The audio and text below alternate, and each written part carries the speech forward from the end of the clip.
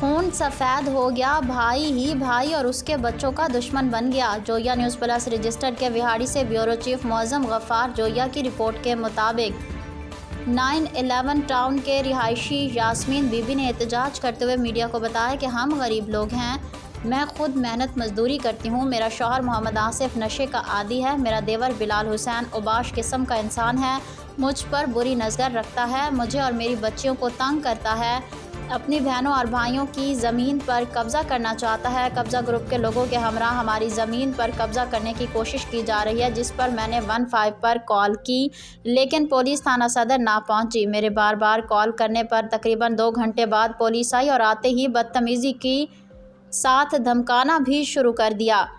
ASI Abbas ने कहा कि मेरे पास कोई जहाज़ नहीं है जो उड़ के आ जाए, हमें और भी बहुत काम होते हैं। मुलजमान को कुछ कहने के बजाय हमारे साथ बदतमीज़ी की और हमारे ही भाई को गिरफ्तार करके थाना बंद कर दिया।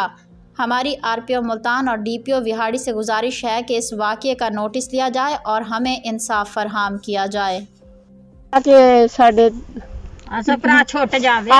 छुट जावे ਜਿਹੜਾ ਸਾਡਾ मतलब के काम कब्जा वा उस सानू अदालत लैके देवे। नहीं तो पुलिस ने आके ਤੁਹਾਡੇ ਨਾਲ ਕੀ ਰਵੱਈਆ ਅਖਤਿਆਰ ਕੀਤਾ?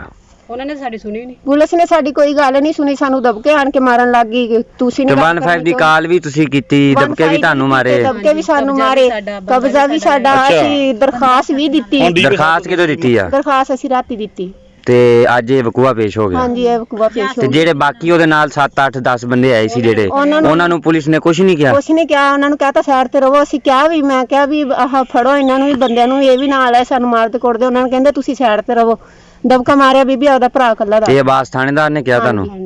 ਹੁਣ ਡੀਪੀ ਸਾਹਿਬ ਤੋਂ ਤੁਸੀਂ ਕੀ ਮੰਗ ਚਾਹੁੰਦੇ ਹੋ? ਅਸੀਂ ਫੈਸਲਾ ਚਾਹੁੰਦੇ ਹਾਂ। ਕਿਸ ਚੀਜ਼ ਦਾ?